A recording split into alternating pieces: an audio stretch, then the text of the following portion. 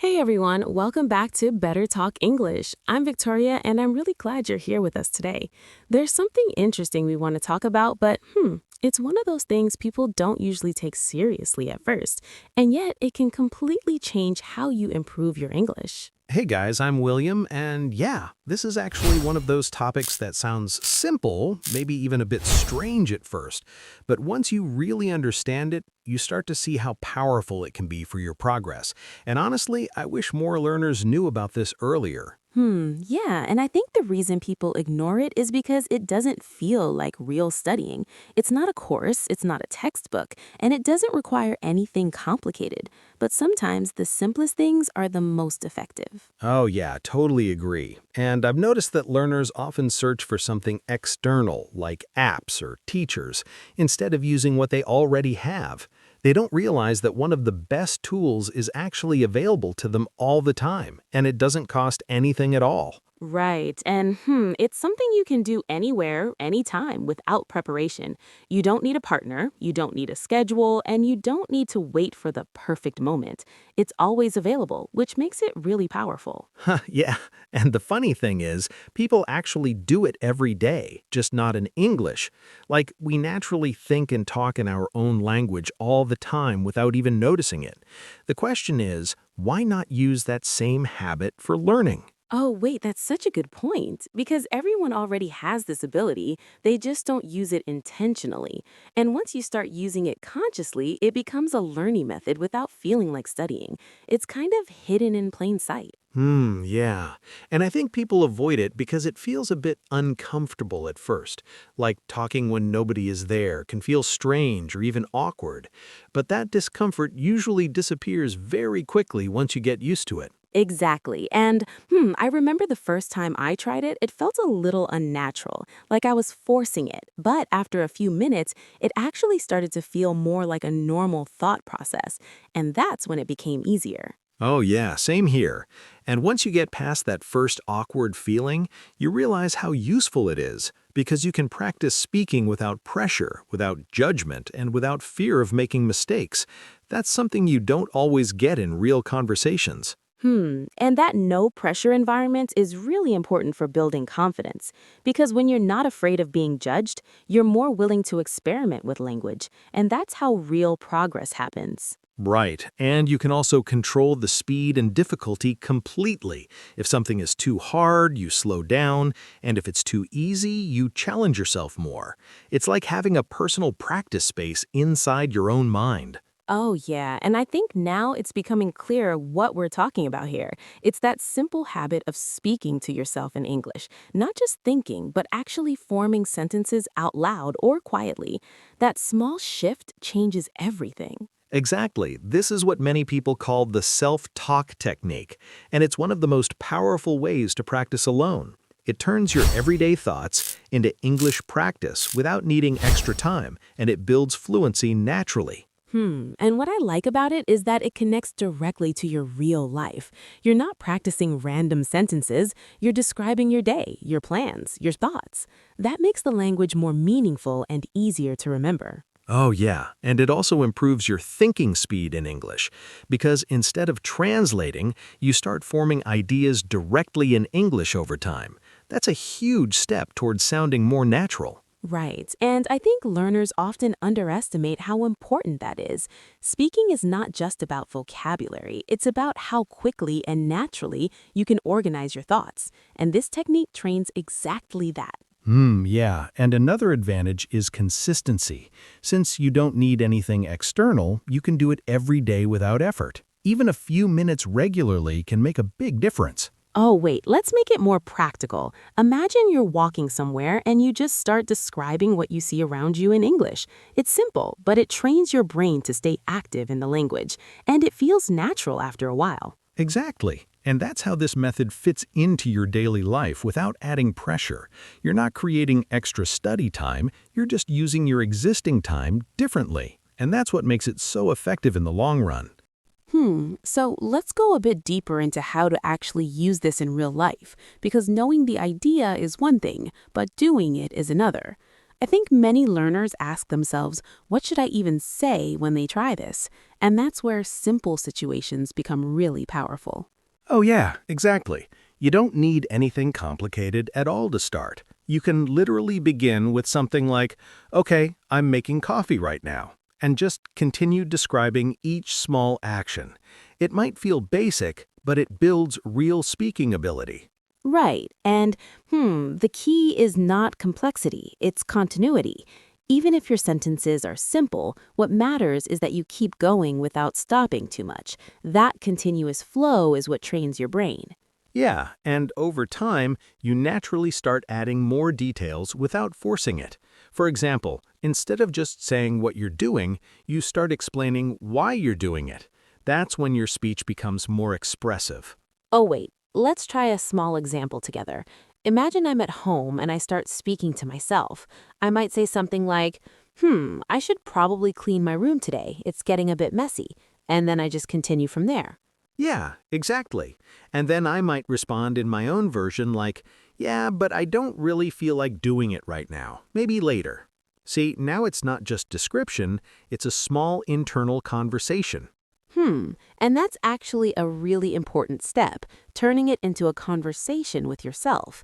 Because then you're not just naming things, you're reacting, deciding, and expressing opinions. That's much closer to real speaking. Oh yeah, and that's where it becomes interesting and less boring.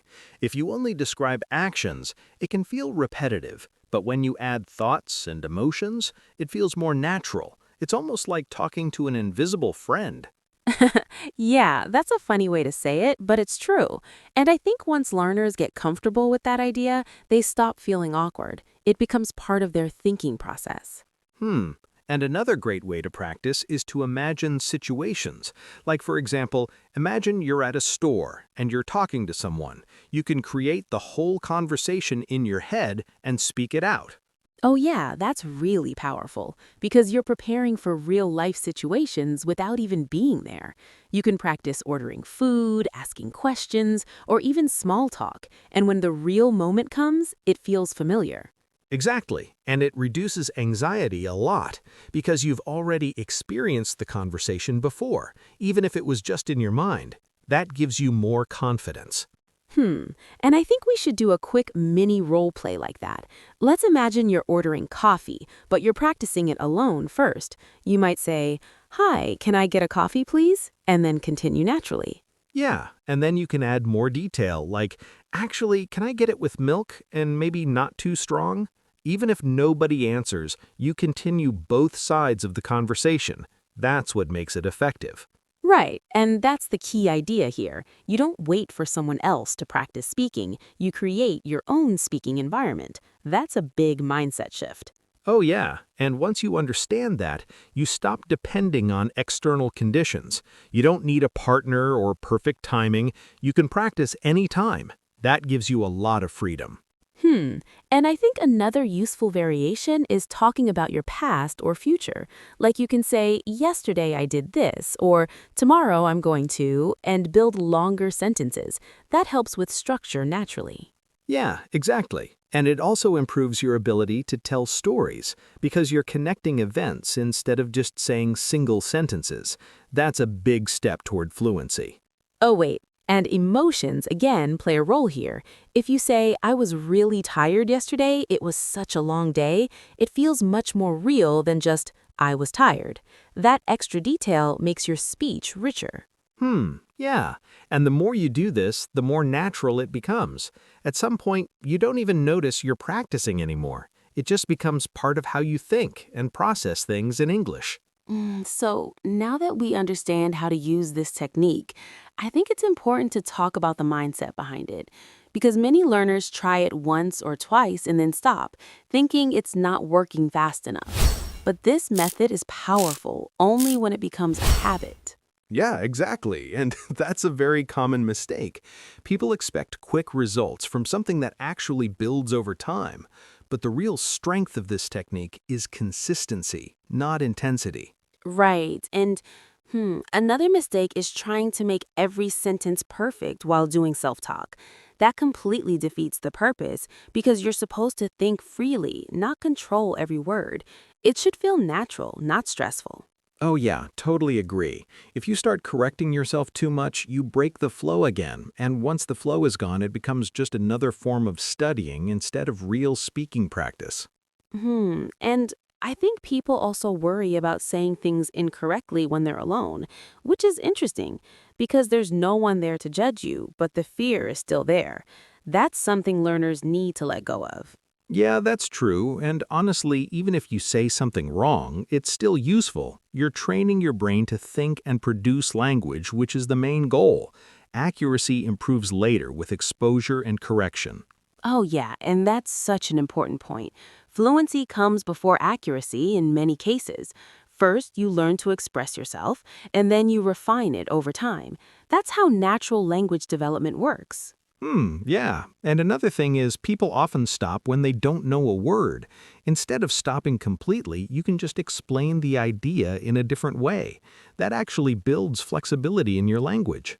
Exactly, and that skill is very close to real communication.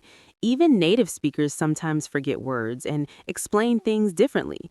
So, learning to work around missing words is a huge advantage. Oh, yeah, and I think that's what makes this technique so powerful. It trains real life speaking skills, not just memorization. You're learning how to keep going no matter what. That's true fluency. And over time, something interesting happens. Your thoughts start to appear in English automatically. You don't have to force it anymore. It just becomes part of your natural thinking process. Yeah, exactly. And that's when you know you're making real progress, because you're no longer translating, you're thinking directly in English. That's a big turning point. Oh, yeah. And I think that's also when confidence starts to grow naturally.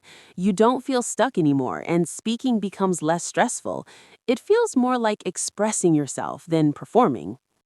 Yeah. And confidence is something you build through action, not by waiting. The more you practice speaking, even alone, the more comfortable you become. It's a gradual but strong change. Right. And I think one of the best things about this method is that it removes excuses. You don't need time, you don't need people, and you don't need perfect conditions. You just start speaking. Yeah, it's almost too simple, which is why people sometimes underestimate it. But simple doesn't mean weak. It actually means consistent and practical. That's what makes it effective. So, if we had to summarize everything, it would be this: speak to yourself regularly, don't overthink, and keep the flow going. Let your English develop naturally through use. That's the real strategy. Exactly, and even a few minutes every day can create real improvement over time. You don't need long sessions, just consistent practice. That's what builds fluency step by step. All right, I think this was a really helpful conversation, and I hope our listeners feel more confident trying this method now. It's simple, but it can completely change how you practice English. Just start small and keep going. Yeah, exactly. And don't worry if it feels strange in the beginning. That's completely normal. After a few minutes, it starts to feel more natural, almost like thinking out loud. And that's when the real practice begins. Oh, yeah, and remember, you don't need perfect sentences, you just need real ones. Let your thoughts come out freely and don't stop yourself too much. That's how your English starts to grow naturally. Yeah, and even a few minutes every day can make a big difference over time. It's not about doing a lot at once, it's about doing a little consistently. That's what creates real progress. All right, thank you so much for spending this time with us today. We really appreciate it. Keep practicing, stay relaxed, and trust the process. Your English will improve step by step. Yeah, thanks for listening to Better Talk English. Take care, stay consistent, and we'll see you in the next episode. Bye, everyone, and don't forget to speak even when you're alone. See you next time. Bye.